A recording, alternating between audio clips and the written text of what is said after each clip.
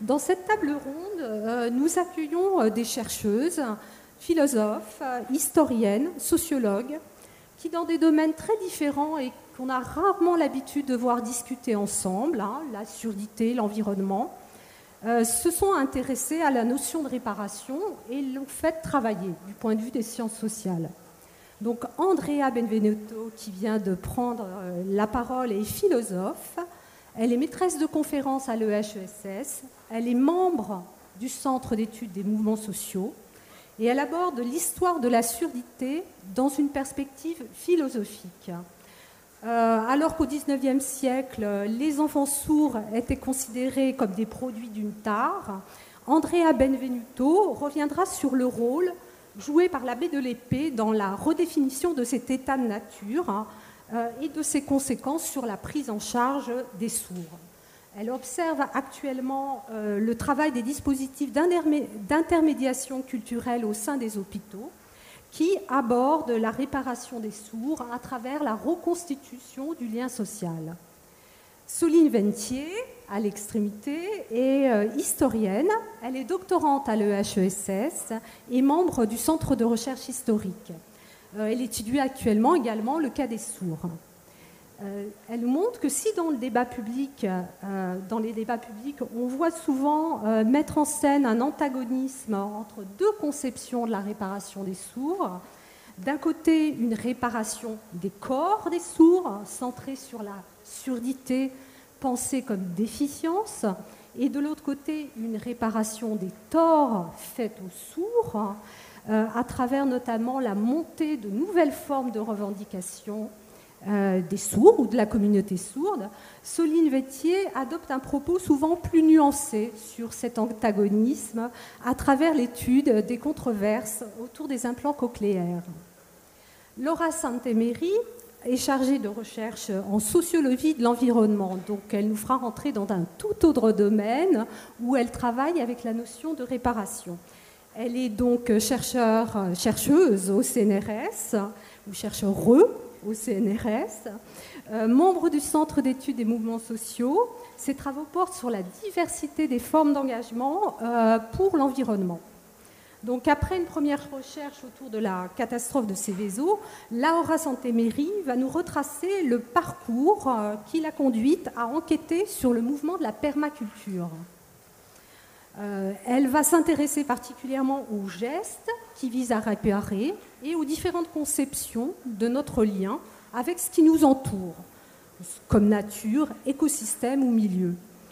Alors je vais passer la parole à ces trois intervenantes et nous garderons un temps pour la discussion avec la salle.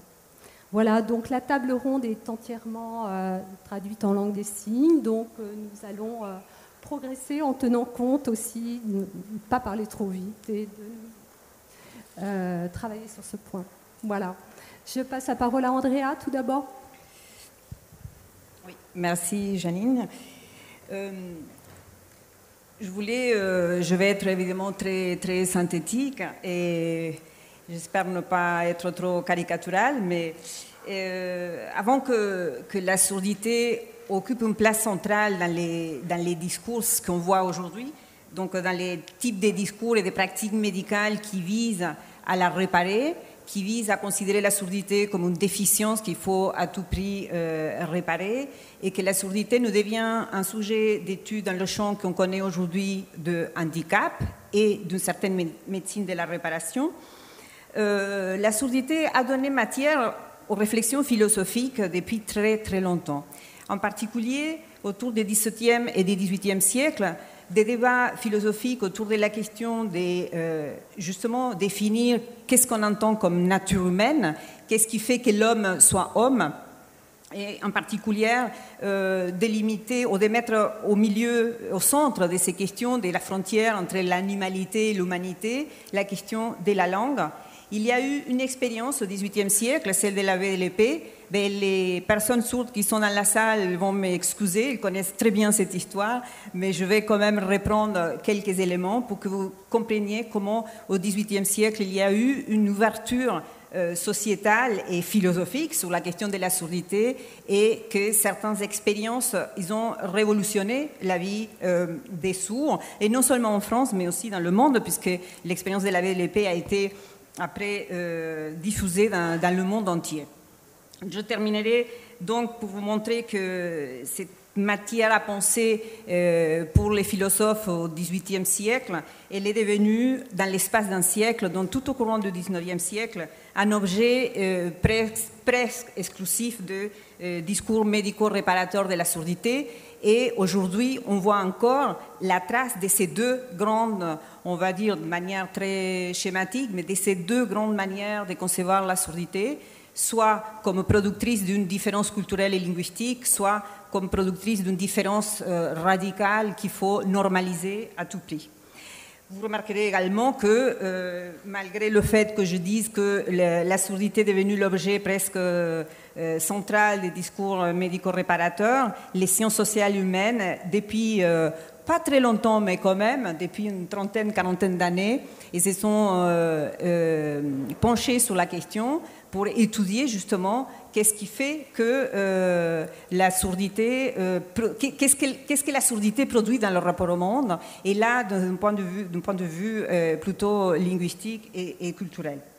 Dans cette démarche qui est la nôtre, qui est depuis regarder la question des sourds du point de vue des sciences sociales, il y a une question qui me paraît très importante de signaler, et c'est un engagement, je dirais, si vous voulez dire militant, ça peut être militant, je dirais éthique et politique. Donc, nous parlons sur les sourds et sur la langue des signes, tout en gardant, et on fait des recherches, on fait des entretiens auprès des sourds, etc., de la communauté sourde, des associations, en fonction de nos sujets de recherche, mais nous gardons aussi toujours un spécial soin pour que la discussion autour des sourds et de la surdité, elle puisse se faire dans des conditions où les acteurs, les premiers impliqués puissent être inclus dans cette discussion.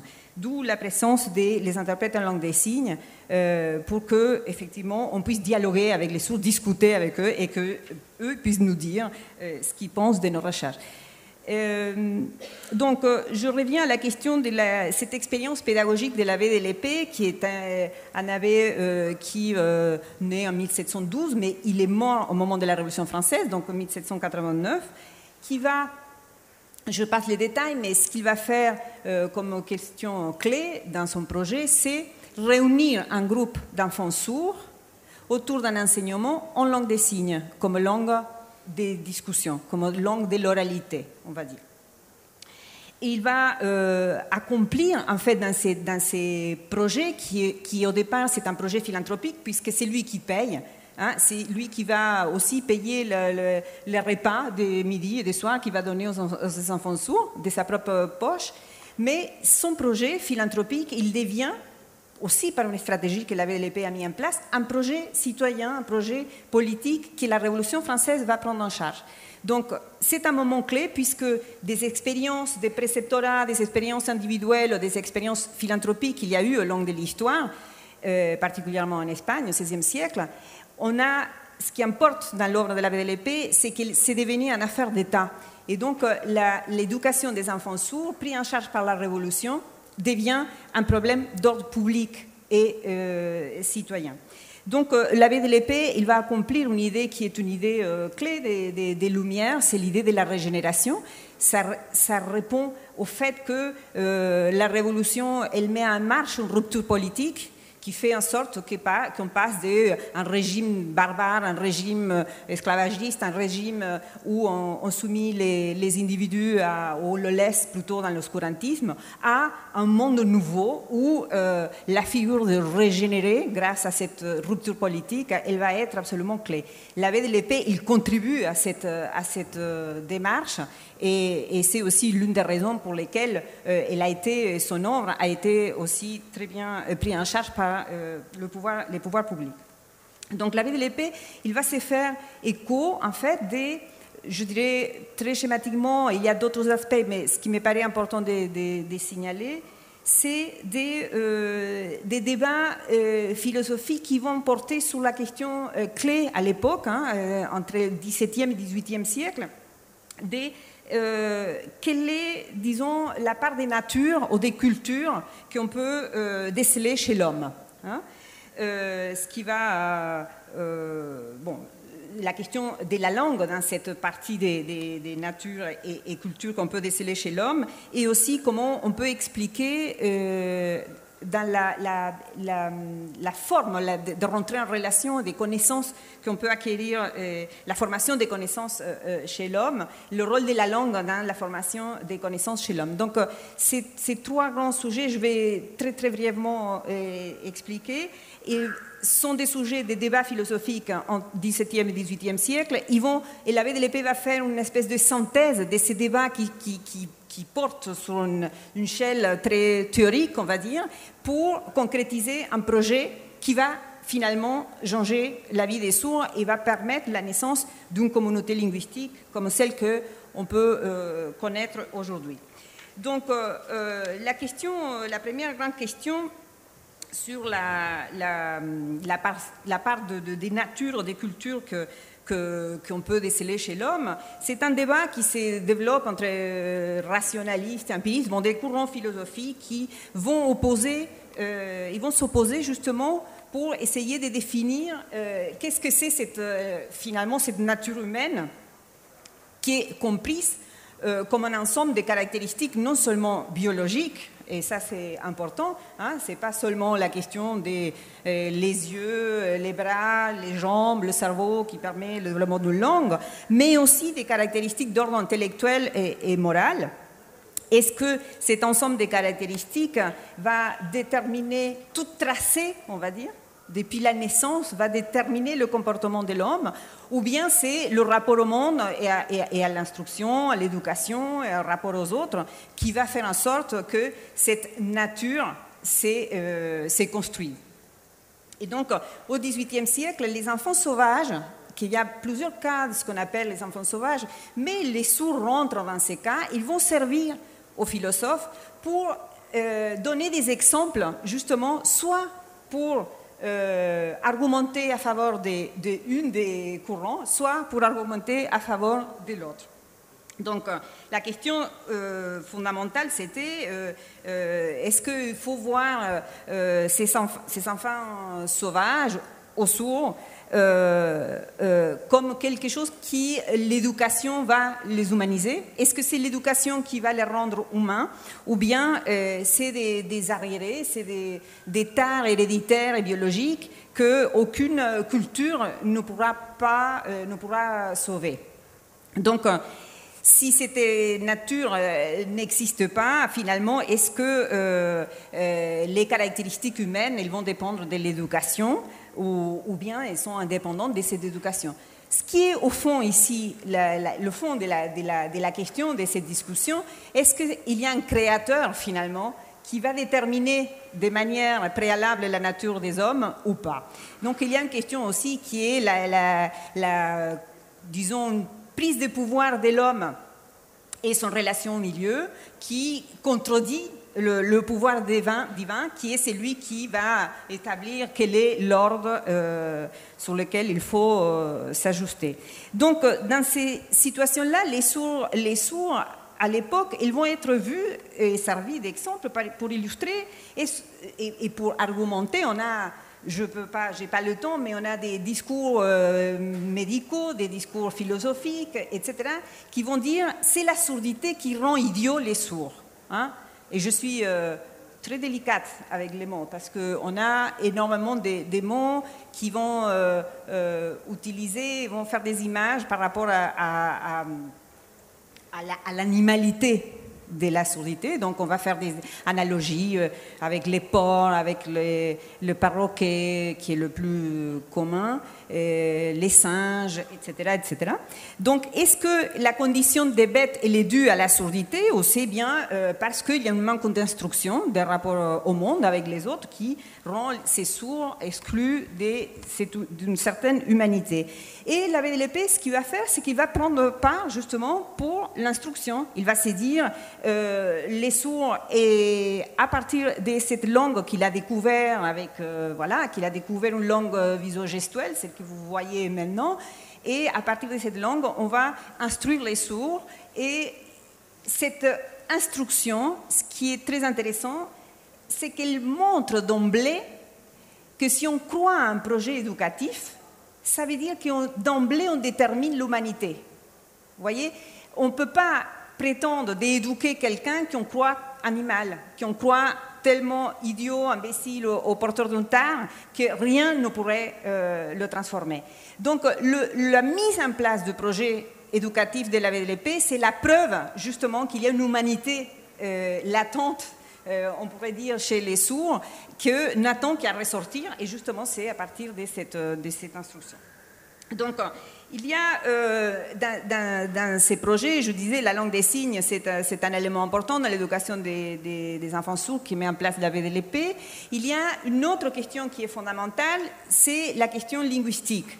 Donc les philosophes vont discuter à ce moment-là. Il y a une réactualisation de la pensée aristotélicienne. Aristote, c'est un philosophe beaucoup plus antique. On n'est pas dans le XVIIIe siècle, mais il y a une réactualisation de la discussion aristotélicienne dans laquelle Aristote place le caractère politique de l'animal humain, c'est-à-dire que si l'homme, c'est le dernier degré de l'évolution animale, c'est parce qu'il y a un caractère politique qui est déterminé à partir de la langue. Et c'est une langue qui est celle qui, c'est, on va dire, la possibilité de s'exprimer, le langage fait le commun. Hein? On peut construire une communauté parce qu'on a un lien qui permet la mise en commun. Et ce lien, c'est la langue. C'est une langue qui, en plus, il est à la base transmise par la famille, hein, qui est l'unité des bases de la société. Vous voyez, la philosophie politique, on travaille beaucoup sur ces questions-là. La question fondamentale pour Aristote, c'est que la langue, pour Aristote, elle n'est pas détachée du support physique qu'il apporte. Je veux dire par là, c'est que le corps, il est complètement engagé dans la construction de la langue.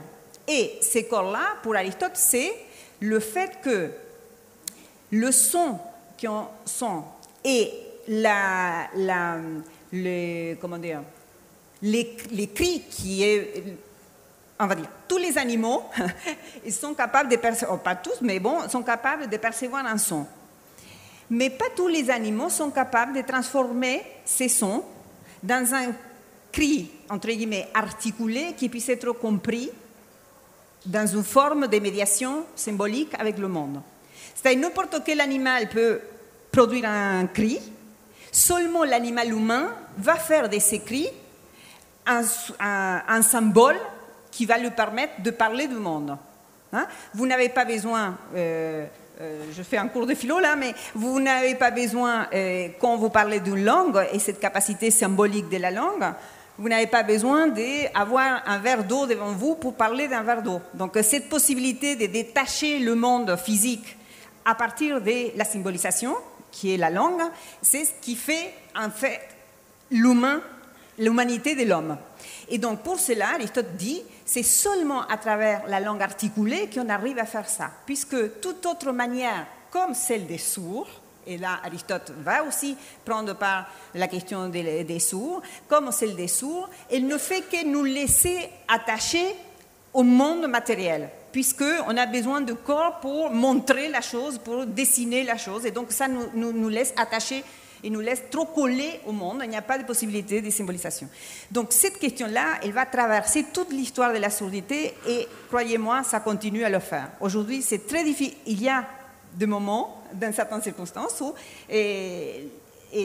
on remet en cause la capacité d'abstraction des sourds, parce qu'on dit que les sourds sont très simples, parce que la langue des signes, c'est une langue de corps, et voilà. Donc on minorise le statut linguistique de la langue des signes par rapport à ces modèles qu'on a de...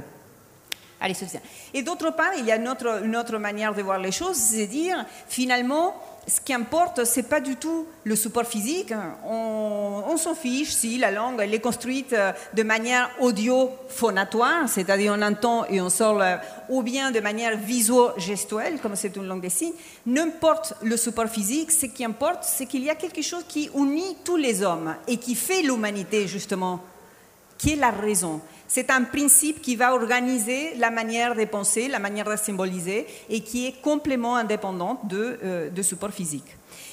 Cette question-là, ils vont permettre justement à la VLP de se dire, eh bien finalement, effectivement, oui, les sourds participent à l'humanité puisque on est tous fils de même créateur, donc c'est Dieu qui nous a construit, qui nous a donné cette raison qui nous fait humains, et donc c'est pas grave si un sourd parle ou un sourd s'exprime en langue des signes ou par l'écrit, on est tous capables de communiquer et d'entendre le verbe divin. Et donc c'est à partir de là que la VLP va mettre en place ces projets qui, au fond, rendent une certaine justice à ces sourds que pour l'instant et jusqu'à présent, ils n'avaient pas des moyens de faire communauté, hein, ils étaient isolés. Alors, je vois que le temps passe et donc je vais peut-être... Peut-être après ce détour philosophique extrêmement important, on va passer peut-être au débat contemporain autour des différentes perspectives de la réparation des sourds avec Soline Ventier, hein, qui va nous parler de son travail. Oui, est-ce que tout le monde m'entend? C'est bon pour le micro. Je voudrais en fait, juste avant d'entrer dans le vif du sujet de la question de l'implant cochléaire et la manière dont c'est un objet qui cristallise en fait les différents cadres de compréhension de la surdité, faire un retour sur le 19e siècle très rapidement et sur la médicalisation de la surdité et le développement en fait d'une clinique de la surdité, de l'idée de curabilité de la déficience auditive qui apparaît dès le début du 19e siècle, notamment à travers la personne du premier médecin en chef qui a été nommé à l'institution des sourds-muets, qui a été l'institution créée par l'abbé de l'Épée à la fin du 18e siècle. Et ce médecin qui s'appelle Itard est l'inventeur notamment de l'acouomètre, qui devient un instrument de mesure en fait, des différents degrés de déficience auditive et donc qui permet de quantifier la perte auditive par rapport à la norme qui est l'entendance. Et Itard publie également le traité des maladies de l'oreille et de l'audition en 1821, donc qui qui produit un mouvement qui fait rentrer la surdité dans le domaine du pathologique et de la maladie. Tout au long du 19e siècle, je ne rentre pas dans le détail, mais ont lieu au sein de l'Institut des sourds-muets diverses expérimentations médicales visant à réhabiliter l'audition chez les élèves sourds de l'institution. Sont mis en place également des cours d'articulation pour apprendre aux élèves sourds à parler. Donc c'est le développement de ce qu'on a appelé une orthopédagogie, où l'éducation et le développement de la parole et de l'audition sont étroitement liés.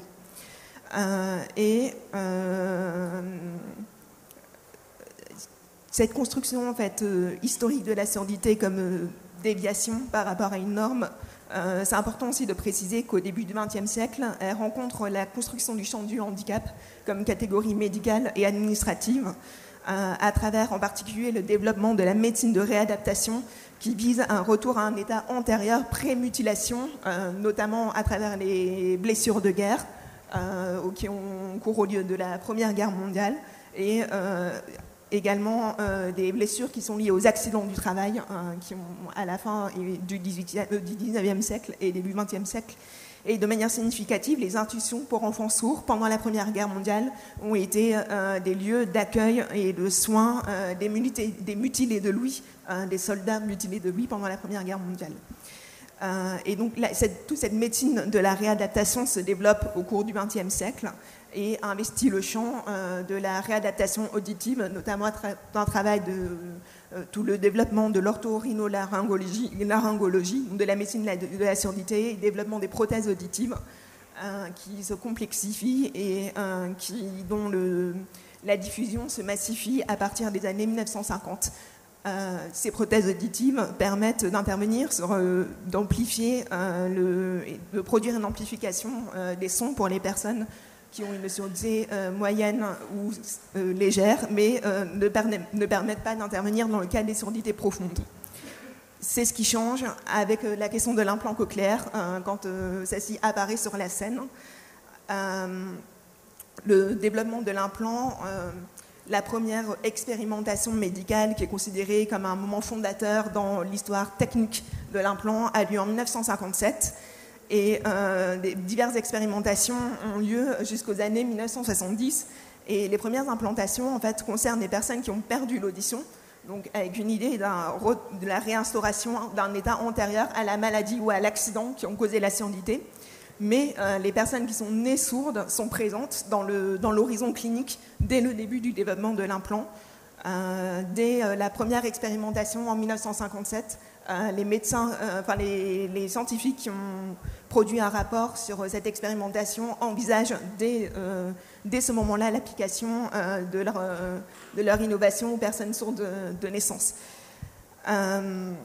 Donc l'implant, les années 60 en fait sont caractérisées par des expérimentations aux États-Unis et l'implant revient sur le sol français en 1976 à travers la médiation de Claude-Henri Chouard, qui est un médecin interne dans les hôpitaux de Paris.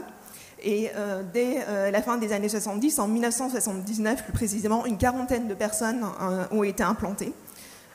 Alors, j'ai oublié, pour les personnes qui connaissent pas la question de l'implant cochléaire, je précise juste, les implants sont différents des prothèses auditives en ceux qui nécessitent une intervention chirurgicale pour poser une partie interne au sein de l'oreille interne et avec une prothèse auditive externe qu'on peut enlever ou remettre, mais la partie interne demeure en permanence. Et cette partie interne stimule le nerf auditif et court-circuite en fait les parties déficientes de l'oreille interne et moyenne. Donc, la plupart des premières opérations, des premières expérimentations de l'implant cochléaire concernent des adultes devenus sourds, mais on a déjà des personnes adultes sourdes de naissance qui sont implantées et un enfant de 9 ans. Et c'est intéressant, on peut voir la manière dont ces premières opérations sont cadrées et définies à travers plusieurs types de sources. Donc on peut voir les documents qui sont engendrés par la controverse scientifique de l'époque entre les médecins. On peut voir aussi les comptes rendus médiatiques des premières implantations et les discours des professionnels qui ont développé l'implant. Donc là, je vais donner juste un exemple de discours qu'on retrouve dans un ouvrage qui s'intitule « Entendre sans oreille », qui a été publié en 1978 et qui a été écrit par Claude-Henri Chouard, donc l'instigateur des premières implantations en France. Et on voit bien comment le cadre d'intelligibilité de l'implant cochléaire est posé comme normalisation du sourd. Donc ici, là, je vais citer un extrait où Claude-Henri Chouard parle de Lucien, donc prénom fictif donné à l'enfant de 9 ans qu'il a implanté à la fin des années 70. Après l'implantation, Lucien devra être mis dans une école d'enfants bien entendants. C'est indispensable pour qu'au long de toutes les journées, il apprenne à parler normalement et apprenne ainsi à comprendre le français et non les bourris gargouillants de ses actuels compagnons de misère. La sanction, donc ici, les risques qu'il prend à faire une opération inédite sur cet enfant. La sanction ne serait, après quelques semaines ou quelques mois d'audition, que la déception d'un retour transitoire au silence. Dans 2 ans, le retard intellectuel de Lucien serait bien plus sensible qu'actuellement. À mon sens, il valait beaucoup mieux, puisque maintenant tout me semblait au point, de le faire entendre le plus vite possible et essayer de lui donner les moyens de devenir un adulte normal. Autre passage que je trouve assez significatif et intéressant, il s'exprime là au sujet d'un autre patient adulte, sourd, qui s'exprime en langue des signes. Et En attendant, notre tailleur, donc cette personne est tailleur, notre tailleur entend toujours. Dans son appartement, la sonnette de la porte d'entrée vient d'être modifiée. En plus de la grosse lampe qui, violemment, s'éclairait quand un visiteur l'actionnait de l'extérieur, une alarme sonore a été ajoutée, qu'il entend et reconnaît, même quand il a le dos tourné. Sa femme, étonnée, sourde-muette, elle aussi, le regarde devenir peu à peu normal. Donc là, à travers ces deux extraits que j'ai cités, on voit... c'est des extraits qui sont caractéristiques du discours dominant sur l'implantation dans les années 1970-1980, où on voit à la fois la question de la langue, donc le déni de la valeur linguistique de la langue des signes, et donc la réparation de la capacité de langage de la personne sourde à travers l'implantation. Et on voit aussi la réparation de la surdité en elle-même, de l'absence d'audition et de ses manifestations, en particulier dans le deuxième extrait où la personne est sourde, elle a mis une sonnette lumineuse pour pouvoir savoir quand les personnes sonnent à la porte. Mais là encore, il est important de normaliser et de remplacer ce signal sonore ce signal lumineux par un signal sonore. Ouais. Donc ça, c'est les premiers discours autour de l'implant. J'essaie d'aller plus vite. Dans les années 80-90, la clinique de l'implantation se stabilise et pour les personnes adultes devenues sourdes. Et se produit un mouvement qui inclut progressivement dans le public des personnes visées par l'implantation cochléaire les enfants sourds. Et là encore, l'inscription de l'implant pédiatrie dans un dispositif de réparation est dominant. Par exemple, le diplôme universitaire d'implantation qui a été développé à destination des équipes ORL qui souhaiteraient implanter à leur tour dans les centres d'ORL des hôpitaux. Donc ce diplôme universitaire qui est proposé par Claude-Henri Chouard, que j'ai mentionné tout à l'heure, mentionne l'absence de la langue des signes comme un critère de réussite pour l'implantation cochléaire. Et les équipes médicales encouragent l'implantation la plus précoce possible, car elle serait alors plus efficace au regard de la notion de période critique d'acquisition du langage, donc oral, là encore dans cette perspective. Et peu à peu, l'implantation est prise en charge par les politiques publiques. L'implantation a été prise en charge par la Sécurité sociale en 2009, donc il y a 10 ans. Et elle est institutionnellement inscrite dans l'ensemble des dispositifs thérapeutiques, entre guillemets, destinés à la surdité. Par exemple, la Haute Autorité de Santé, en 2007, lors d'un débat sur la question de la mise en place du dépistage néonatal massif de la surdité, donc à 2 jours après la naissance, est-ce qu'on va proposer dans toutes les maternités la possibilité de dépister si un enfant est sourd? Donc la Haute Autorité de Santé propose un avis, rend un avis qui dit pour les conditions en fait, pour la mise en place d'un dépistage de masse et l'existence de thérapeutiques, l'implantation cochléaire étant une thérapeutique de la surdité et existant avec d'autres facteurs, la Haute Autorité rend un avis favorable à cette mise en place du dépistage.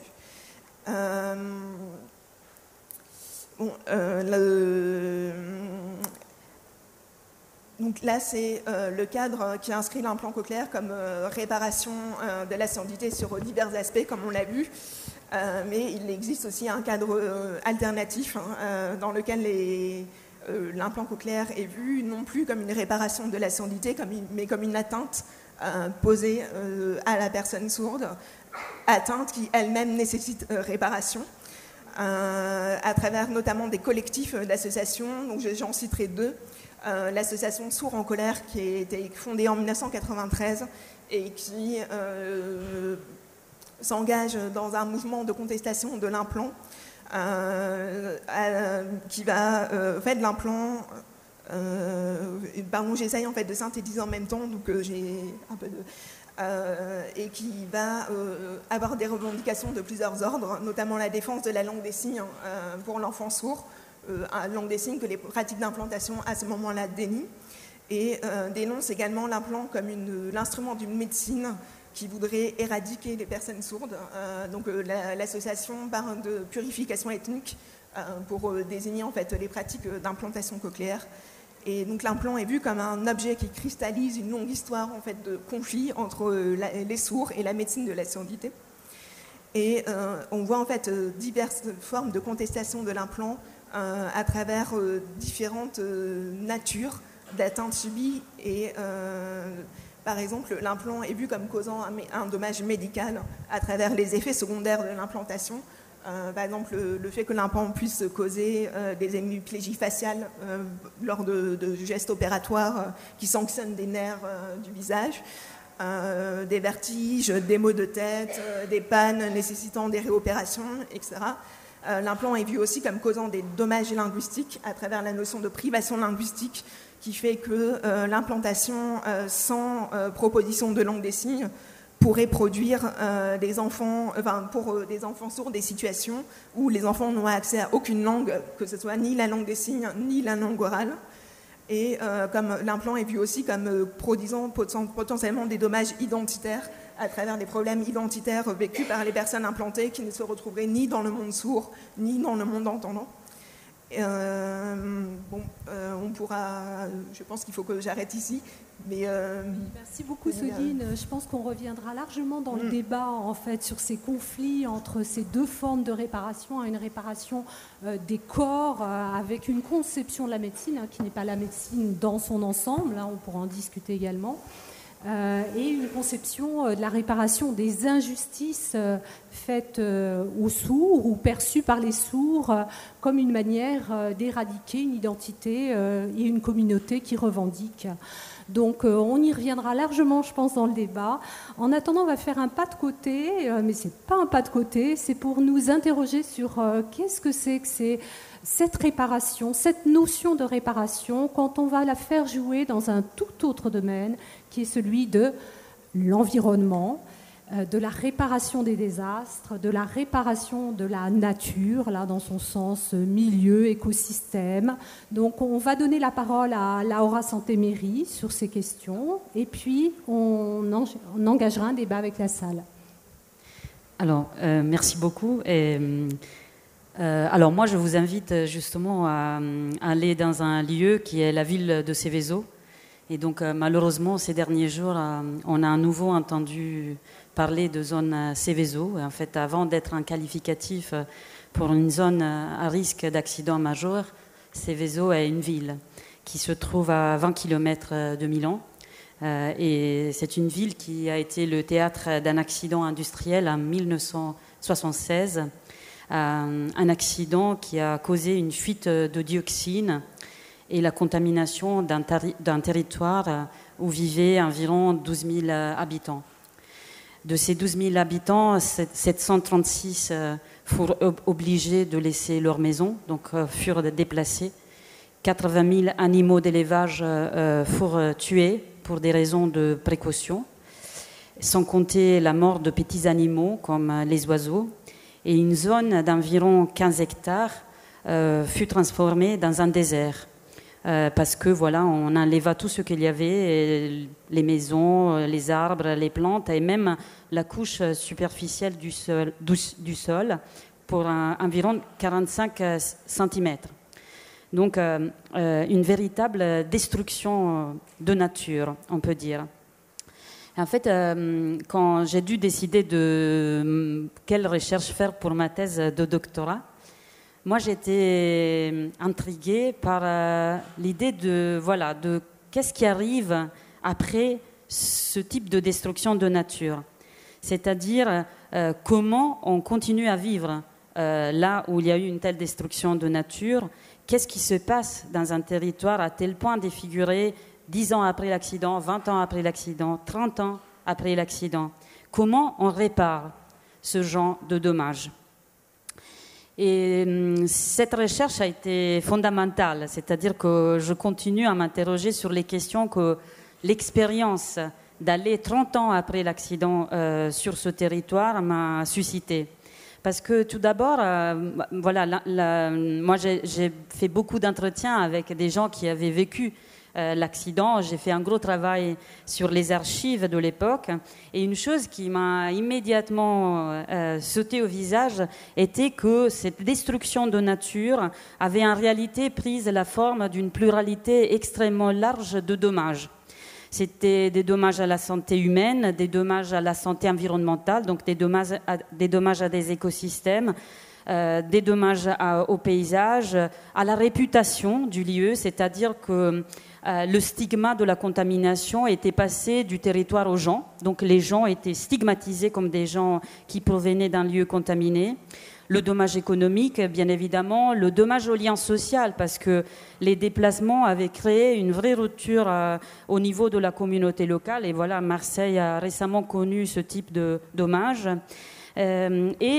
Aussi, voilà, des myriades de petites souffrances qui n'arrivaient même pas à se déclarer comme dommages. Genre la souffrance d'avoir dû laisser sa maison, de se séparer de ses plantes et de ses animaux, de se séparer de petites habitudes, de se séparer des objets qu'on avait dû laisser dans les maisons détruites, et jusqu'à la souffrance d'avoir décidé de ne pas avoir un enfant parce qu'on avait trop peur du risque tératogène de la dioxine.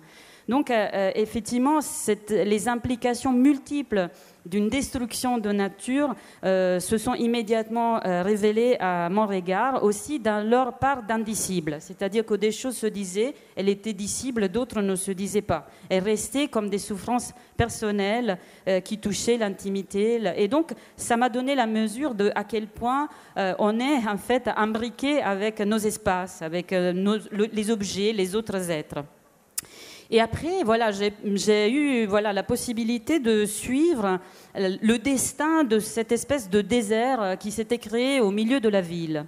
Qu'est-ce qu'on a fait de ce désert au milieu de la ville? Et là, ça a été intéressant parce que, à l'époque de l'accident, les pouvoirs publics avaient proposé la construction d'un énorme incinérateur pour traiter les déchets toxiques en toute sécurité. En fait, l'idée, c'était c'est un désert, cette zone, donc on va y construire un grand incinérateur pour brûler tous les déchets produits par la décontamination. Et face à ce projet porté par les pouvoirs publics, il y a eu une vraie mobilisation populaire qui a demandé non pas la construction d'un incinérateur ailleurs, mais la construction d'aucun incinérateur et plutôt l'enfouissement dans ce même endroit, dans ce même lieu des déchets toxiques, et la construction, la fabrication sur la surface d'un bois. Et un bois de chêne, parce que typiquement dans cette zone, il y avait beaucoup de bois de chêne avant.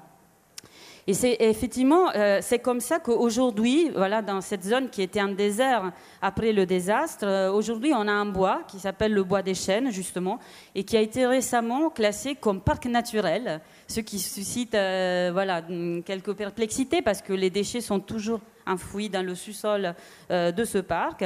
Le parc est ouvert au public depuis 1996.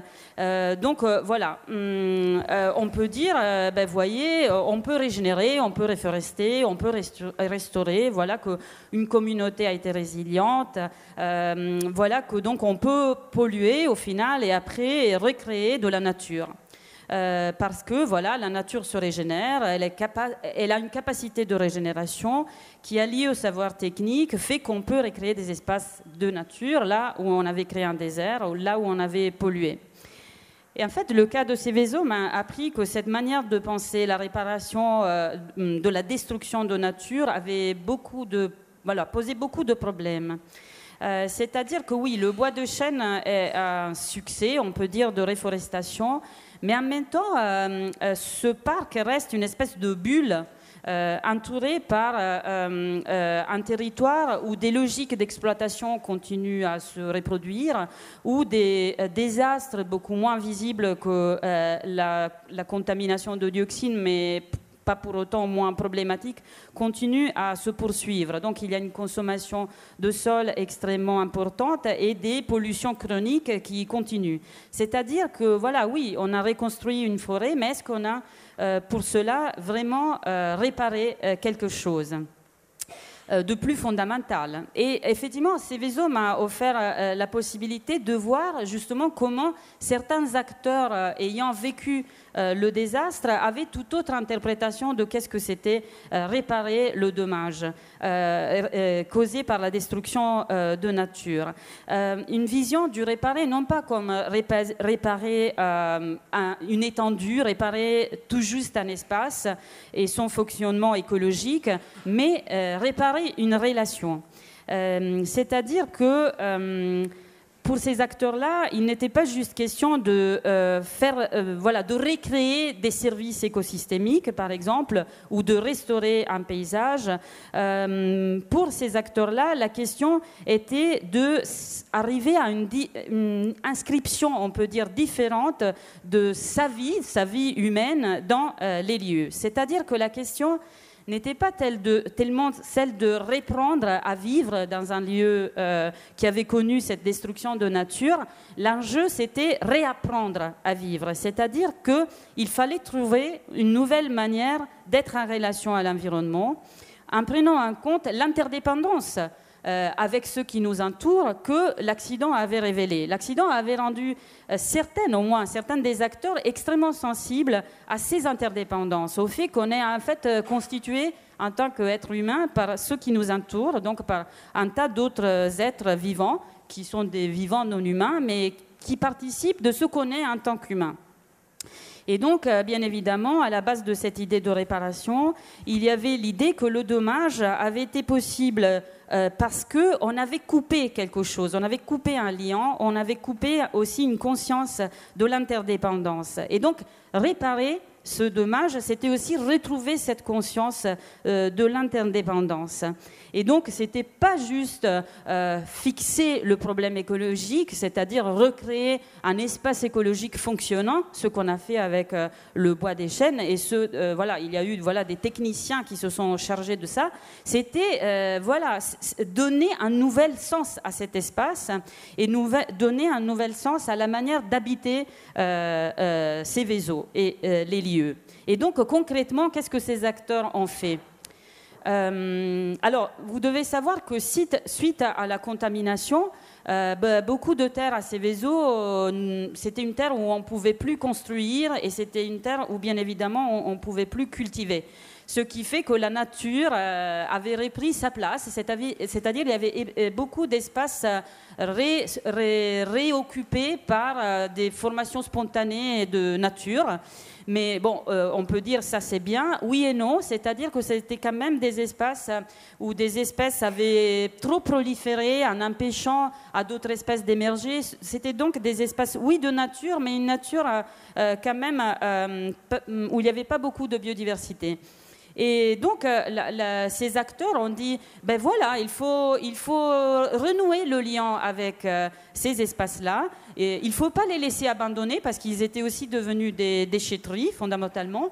Et donc, voilà que l'idée commence à faire son chemin, qu'il fallait prendre soin, et c'est ça les mots que ces acteurs utilisent, de ces lieux abandonnés. Et de cette nature que, oui, elle avait repris ses droits, mais dans l'abandon, elle n'avait pas non plus trouvé une manière de vraiment s'épanouir. Donc il y avait une idée très intéressante de dire que la présence humaine dans ces lieux était quelque chose qui pouvait aussi aider un épanouissement du côté de la nature comme du côté des êtres humains.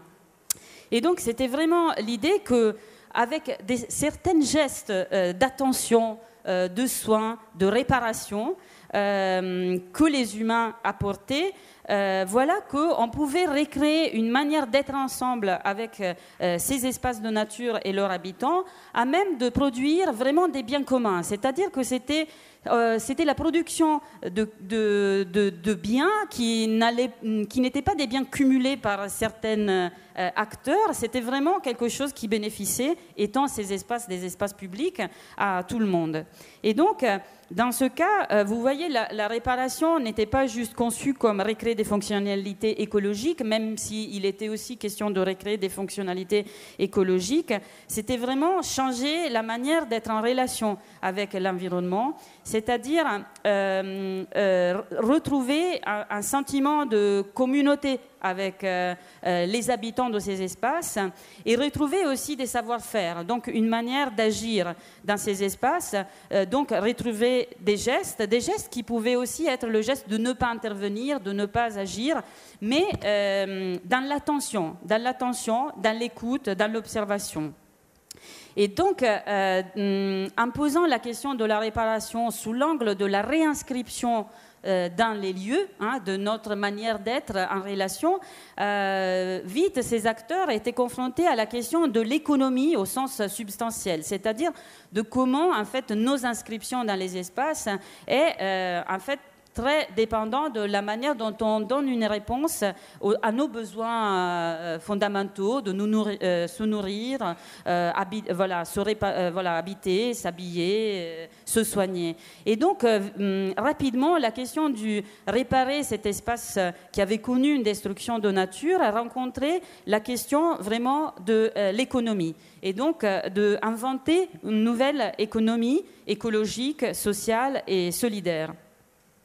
Donc voilà, la chose qui m'intéresse en vous racontant tout ça, c'est d'insister sur l'idée de réparer la nature comme transformer des relations avec des êtres, avec des espaces habités par des êtres, donc comme une question d'élargissement de la communauté aussi, de la communauté politique, on peut dire. Et donc, ce n'était pas une question d'adapter un objet à des besoins. Ce n'est pas la question de pouvoir utiliser un espace, c'était vraiment la question de recréer un lien.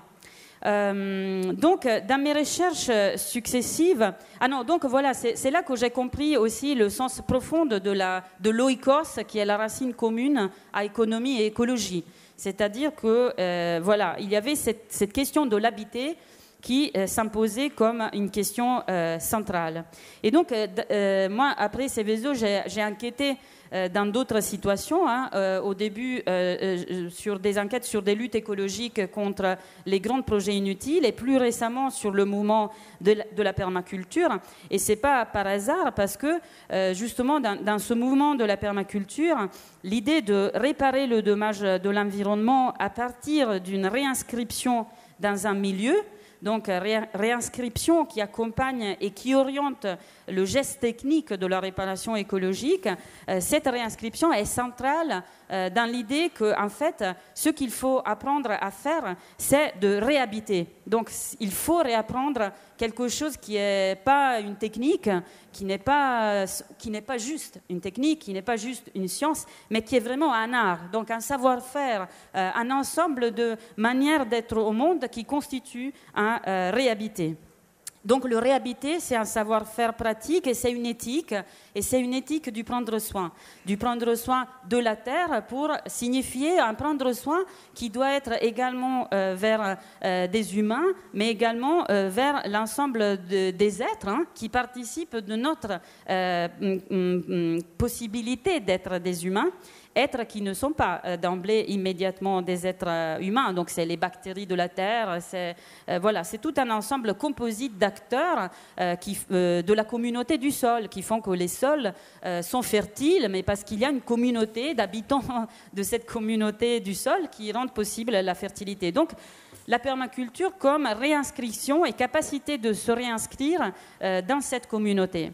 Et donc, c'est la recherche sur la permaculture donc, qui m'a confirmé que cette notion de réparer peut être une notion puissante pour penser l'engagement pour l'environnement, mais bien évidemment à condition de sortir d'une vision simpliste de réparer comme retour à la norme, au retour à une normalité présumée de ce qui est la normalité.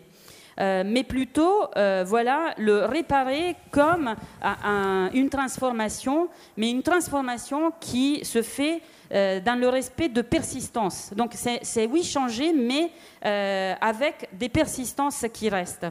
Et de ce point de vue, moi j'ai été très touchée par le travail d'un artiste qui s'appelle Kader Attia, et qui a longuement travaillé sur la réparation.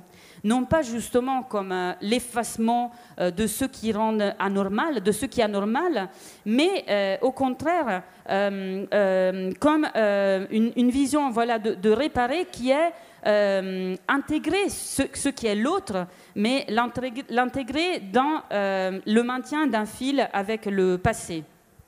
Et donc, pour vous dire, et je vais vite sur ça, à part, peut-être vous connaissez l'art japonais du kintsugi, qui est l'art de réparer les céramiques en donnant beaucoup de visibilité aux fissures. Donc, il présente aussi l'exemple des masques africaines qui sont traditionnelles, qui sont réparées en utilisant des objets absolument incongrus, avec aucune volonté d'être dans une espèce de reproduction de ce qui serait l'authentique.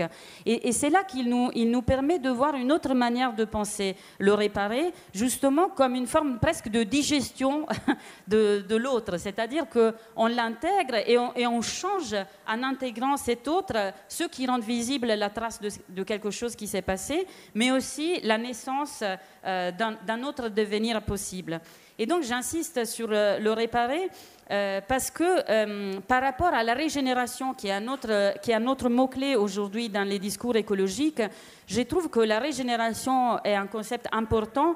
En même temps, elle peut porter au risque d'imaginer que cette force vivante de la nature qui ne s'épuise jamais, elle soit justement quelque chose à laquelle on peut aller chercher pour relancer à chaque moment la récréation. Donc ça peut vite amener à une autre forme de prométhéisme, comme quoi la force de la vie qui continue quand même est une force qui nous permet de régénérer constamment. Et en fait, je trouve que le réparer, par contre, il invite à une forme de limite, c'est-à-dire que oui, bien sûr, la vie continue, mais quand même, la réparation invite à penser toujours cette continuité, alors invite à penser la continuité, là où la régénération, elle peut bien se passer du passé.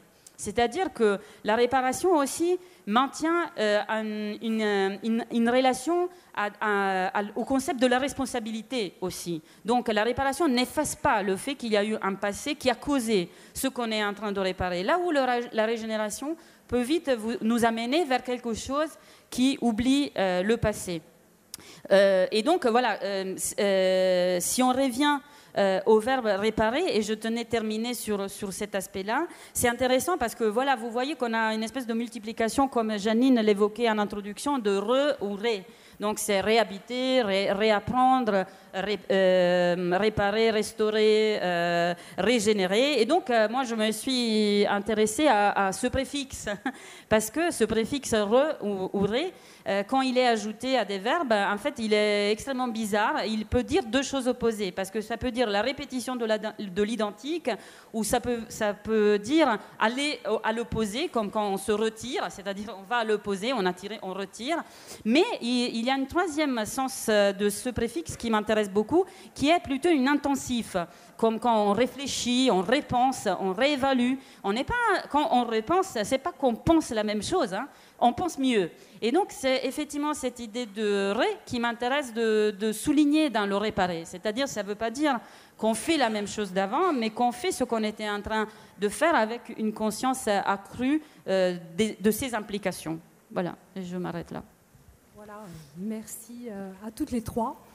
Je pense qu'on a exploré à la fois la diversité de ce qu'on peut rentrer dans la notion de réparation et surtout ce que les acteurs rentrent pour notamment, comme vous l'avez dit, élargir la communauté des êtres qui comptent.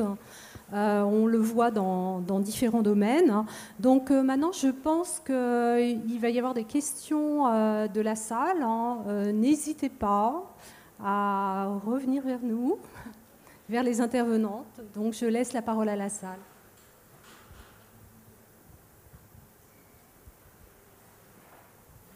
Des questions? Réactions? Oui, monsieur?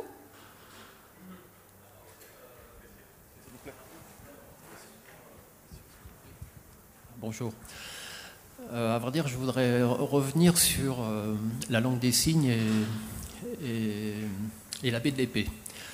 parce qu'il me semble qu'il y a quand même quelque chose d'important que vous avez omis de dire, c'est qu'effectivement, il y a eu cette transmission et l'invention de la conception de cette langue, mais ensuite, il y a eu quand même l'interdiction de cette langue, et quand même par le pouvoir politique. Et une des raisons pour laquelle elle a été interdite, c'est que effectivement, c'était la langue du secret, et que dès l'instant où le pouvoir en place n'arrive pas à comprendre une langue, qu'est-ce qui a été fait? Elle a été interdite. Et finalement, elle a été ensuite réhabilitée, mais très récemment. Donc, moi, à vrai dire, je m'exprime à double titre. À vrai dire, je suis devenu sourd il y a 20 ans. Et à la même année, enfin, il y a 20 ans, je co-dirigeais un centre dramatique national.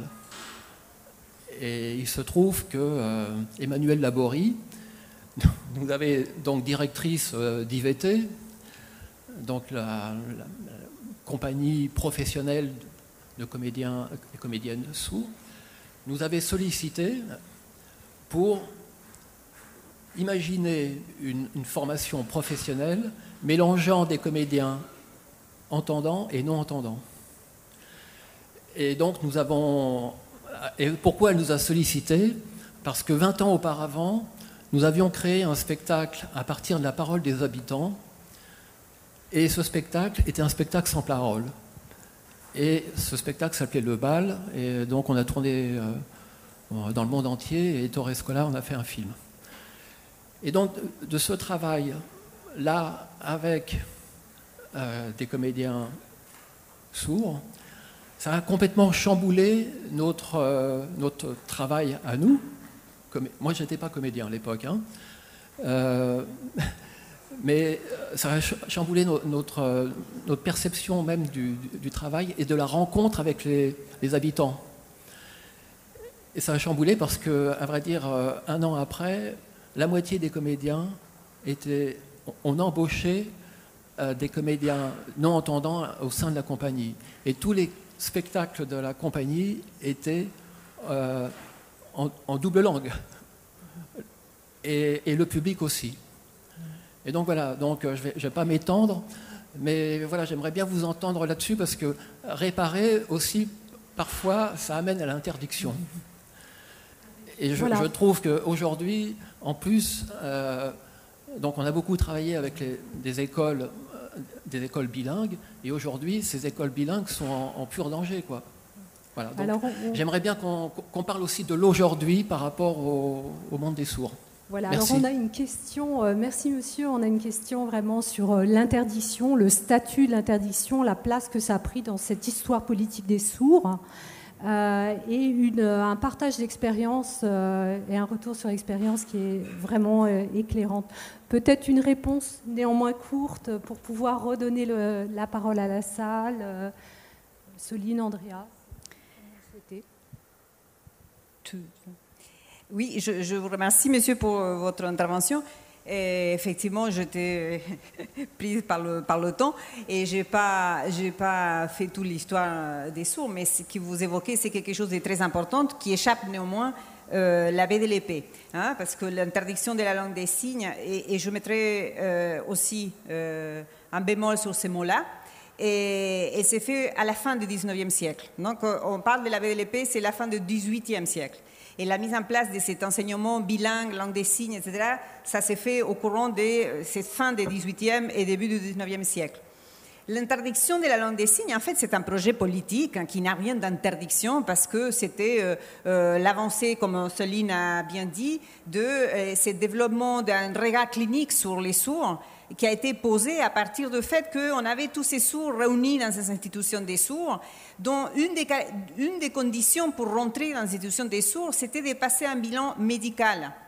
À l'époque, au départ, ces bilans médicaux devaient être faits par des médecins qui connaissent la langue des signes, parce qu'on était encore dans cette idée que l'enfant sourd, c'était un enfant des langues.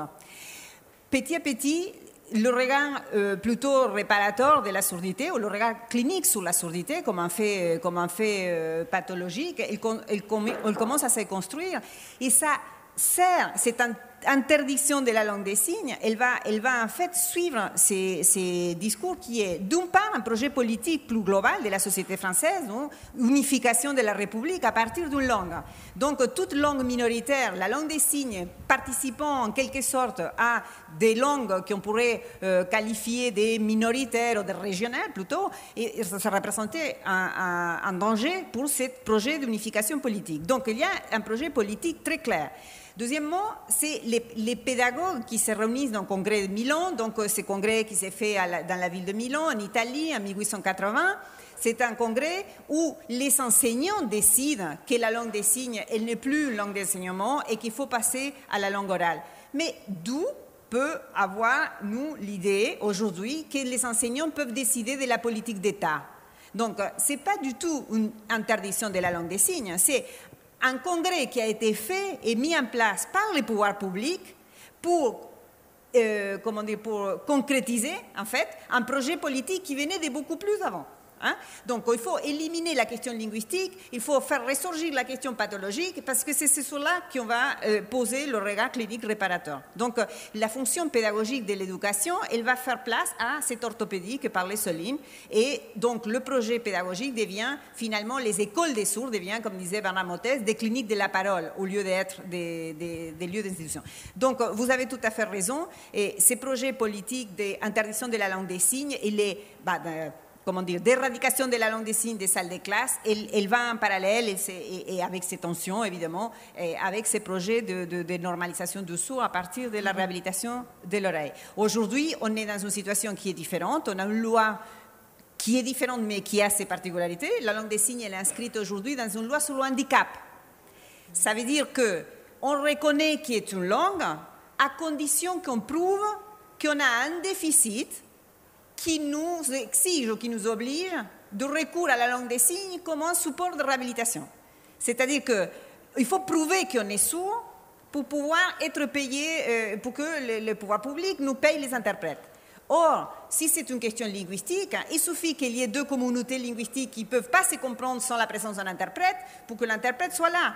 Hein? On n'a pas à prouver qu'on est sourd ou entendant pour avoir besoin de la langue des signes. On a prouvé qu'on ne parle pas la langue de l'autre. Voilà. Donc la langue des signes aujourd'hui, elle a un statut beaucoup plus reconnu, mais en même temps, elle est très en danger, et c'est pour ça que la Fédération nationale des sourds de France, elle est maintenant, en ce moment même, dans une bataille qui consiste à dire sortons la langue des signes de la loi de handicap, mettons-la dans la Constitution, que la langue des signes devienne une langue de la République et non pas une langue des handicapés.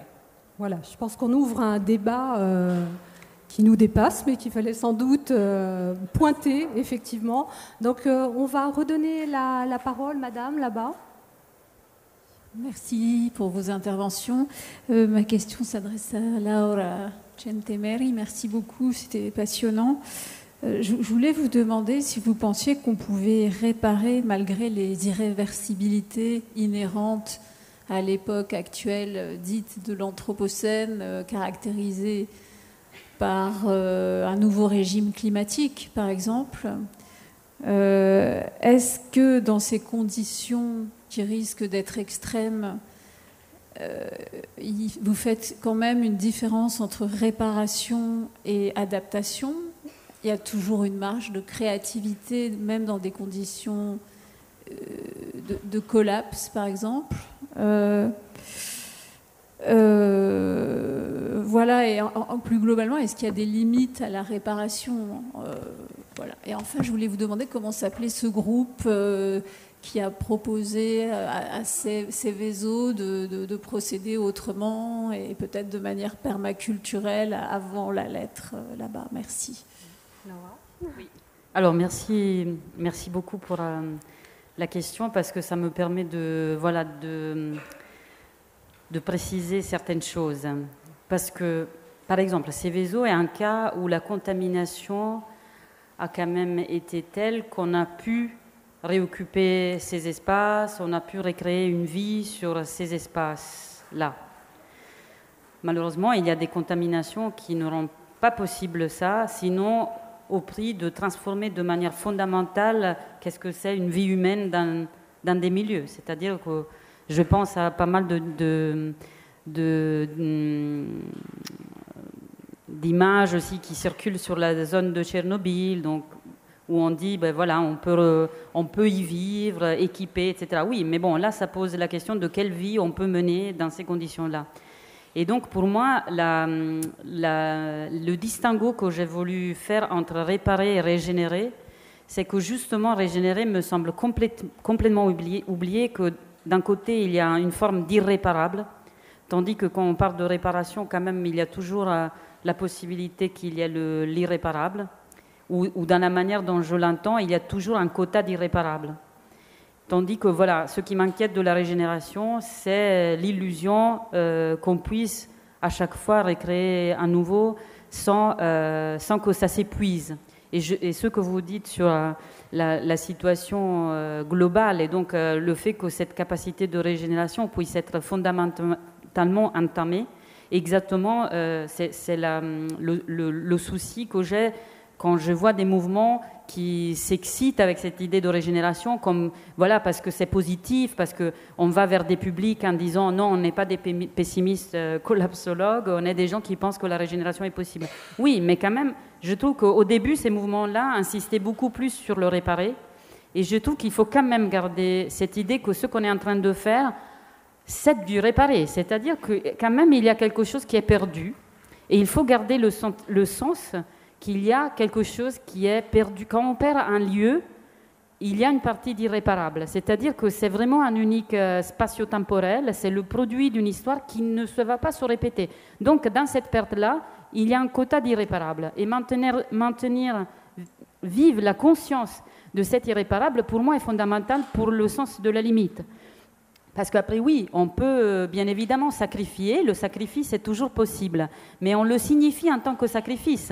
Donc, vous voyez, quand j'ai fait ma recherche sur les grands... moi, j'ai travaillé sur les conflits autour de l'extension de l'aéroport de Milan-Malpensa, qui a beaucoup de similarités avec d'autres cas d'aéroports, y compris l'aéroport chez vous en France de Notre-Dame-des-Landes.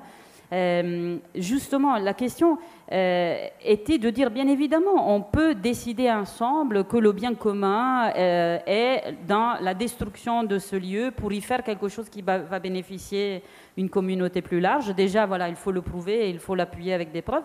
Mais après, il faut le signifier comme perte irréparable, c'est-à-dire qu'on ne le fait pas simplement, on ne le fait pas facilement, c'est-à-dire, c'est pas que la compensation écologique compense effectivement ce qu'on a perdu. Non, il y a toujours une partie de perte qui ne sera jamais compensée. Et donc, moi, je trouve que ce sens-là, que c'est quand même toujours une perte, la destruction des lieux, moi, je trouve que c'est important de se doter d'un vocabulaire qui va permettre de maintenir cette conscience présente. Voilà. Et donc, c'est pour dire que, bien évidemment, non, on ne répare pas tout, c'est-à-dire que... On est peut-être à la fois, excuse-moi, dans l'irréversible, et en même temps, il y avait une autre notion... Oui, qui étaient les associations, c'est ça que tu avais enquêté sur ces réseaux. Oui, c'était et puis après on repassera. Oui, c'était le groupe local d'une association qui s'appelle Legambiente, qui est une association environnementaliste d'écologie politique en Italie. Une autre question peut-être dans la salle? Oui, monsieur, là-bas.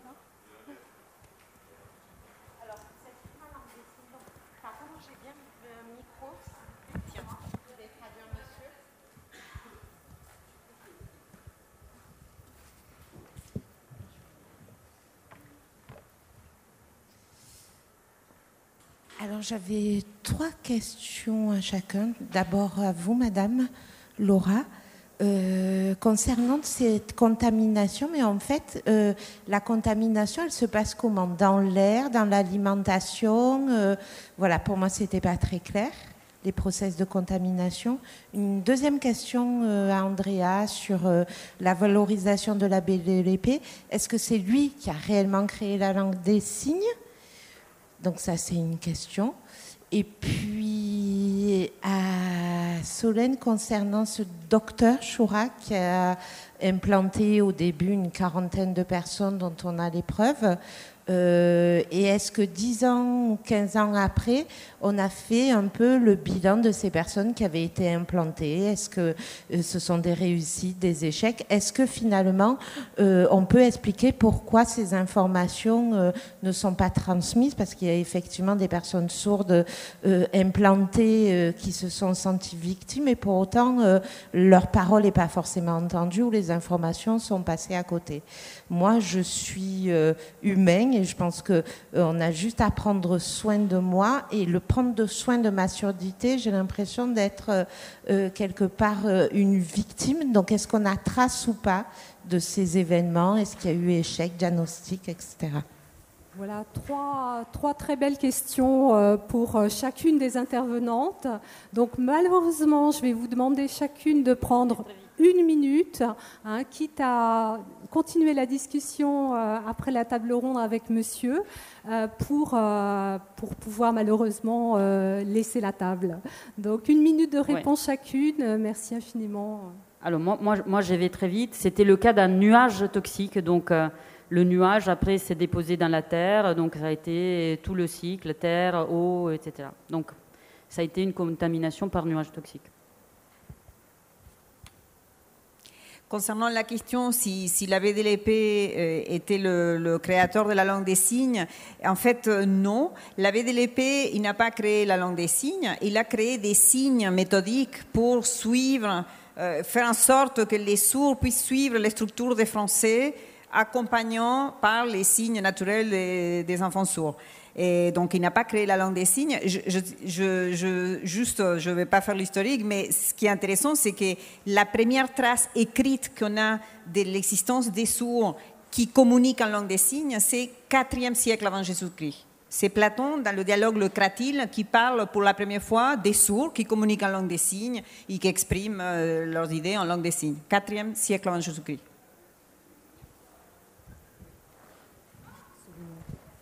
Sur la question des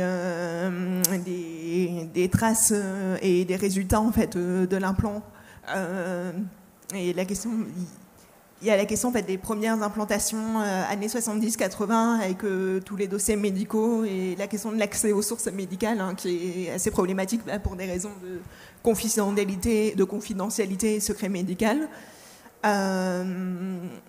Je fais un parallèle en fait sur parce que actuellement en fait il y a une association qui s'appelle l'ATPIC que j'ai pas eu le temps de mentionner tout à l'heure dans mon exposé, qui est l'association de défense des personnes implantées cochléaires, qui a été créée en 2007 et qui est une association qui se positionne explicitement comme une association de victimes de l'implant cochléaire et qui est engagée dans une recherche de sources alternatives ou sources médicale officielle qui présenterait des aspects excessivement positifs de l'implantation en laissant de côté tous les effets iatrogènes, secondaires, etc. de l'implant, donc qui vise à constituer un autre corpus d'expériences et de données sur la question de l'implant.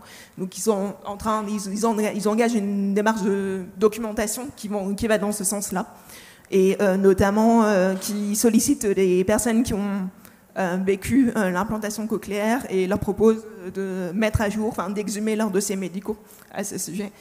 Et ça pose aussi la question des études officielles ou institutionnelles de l'implantation. Il y a eu un suivi longitudinal, je vais arrêter, ou peut-être il y a eu un suivi longitudinal sur 10 ans en fait, des enfants implantés entre la fin des années 90 et la fin des années 2000, et étude qui a été critiquée aussi sur la question des résultats de l'implant et ce qu'elle choisissait d'évaluer. Voilà, je cite juste cette étude. Je pense que la controverse est ouverte et que c'était très intéressant de la mentionner pour finir. Donc je voudrais remercier les intervenantes et tous les participants qui ont animé la table ronde. Merci.